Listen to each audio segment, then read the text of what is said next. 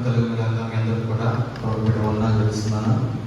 వేదిక వచ్చినటువంటి పెద్దలందరికీ కూడా ప్రభుత్వ వందనాలు తెలుస్తున్నాను.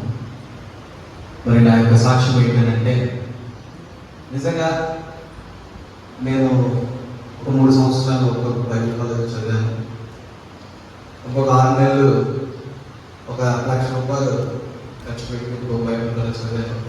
అంటే అక్కడ ఏం నేర్చుకోలేదని కాదు, కానీ నాకు ఏది అవసరమో అదంతా కూడా నేను బైబిల్ బడి ద్వారా నేను నేర్చుకున్నాను అన్న విషయాన్ని మీకు చెప్పాలనుకుంటున్నాను. మరి లాస్ట్ 2022లో క్లాస్ జరిగినప్పుడు నాది మొదటి చైర్ అనమాట. మొదటి లైన్లో మొదటి చైర్లో నేను కూర్చుని ఉన్నాను. మరి అన్న వినోదన్న క్లాస్ తీసుకున్నారు. ఆ మొదటి చైర్లో కూడా నేను అక్కడే కూర్చున్నాను, కానీ అది చివరి చైర్ అయిపోయింది. అంటే